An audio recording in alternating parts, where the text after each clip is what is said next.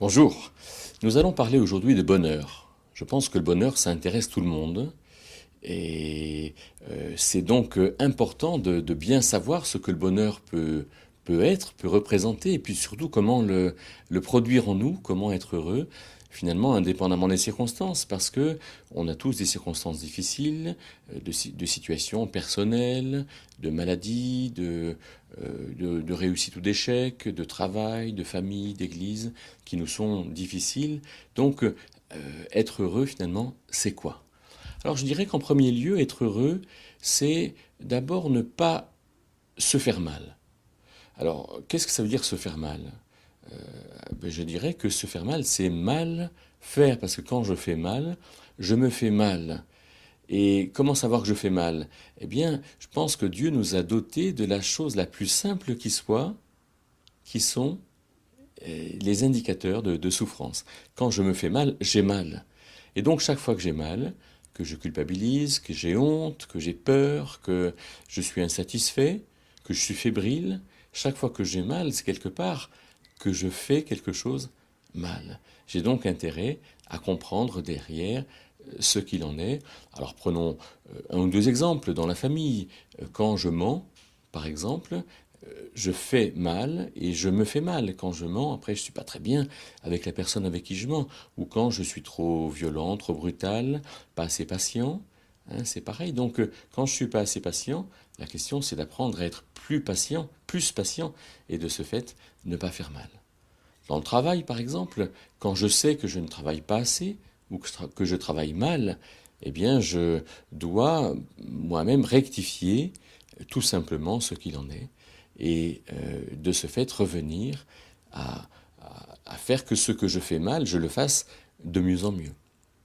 Mais alors, je dois aussi faire bien.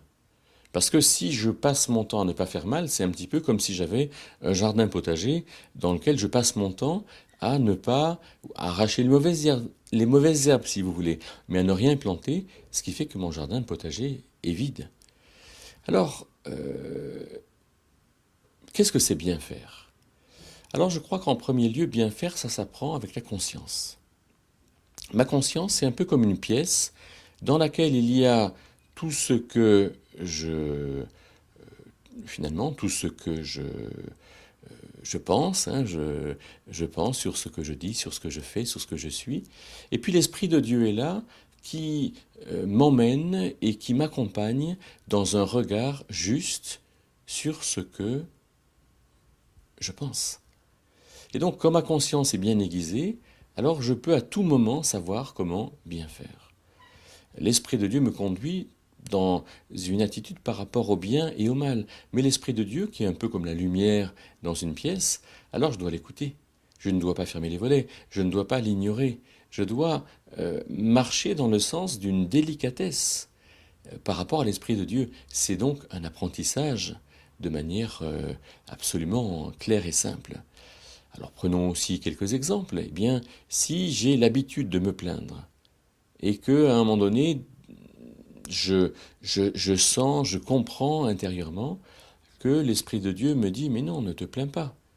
Hein, les circonstances sont dans la main de Dieu, elles sont permises, elles ont un sens, mais toi, fais ce que Dieu te demande.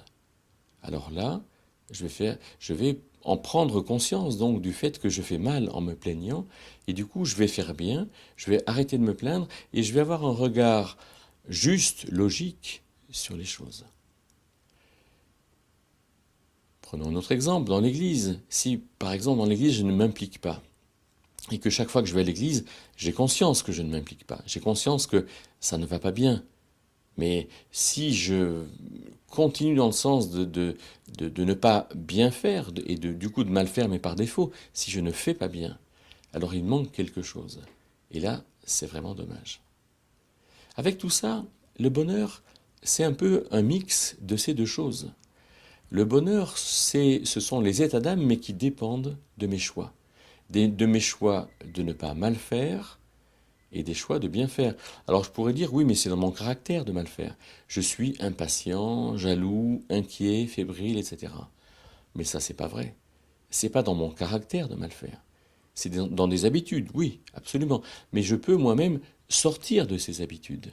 Je peux être dans une réflexion personnelle qui va me mener à changer de cap, changer de manière de faire et de se faire avoir un cap bien défini. Et lequel est ce cap? Je crois que toujours et toujours, le cap, c'est de faire ce que Dieu me demande. Si je fais ce que Dieu me demande, alors à l'égard des gens, ben, ça ira bien, je serai en paix, il y aura de l'amour. À l'égard de ce que je fais, ben, si ce que je fais est bien, j'en aurai de la satisfaction, j'en aurai du plaisir, je serai vraiment heureux de mes journées. Et puis à l'égard des circonstances, ben, je serai serein parce que je sais que Dieu, finalement, s'occupe de moi dans la mesure où moi aussi je m'occupe de moi.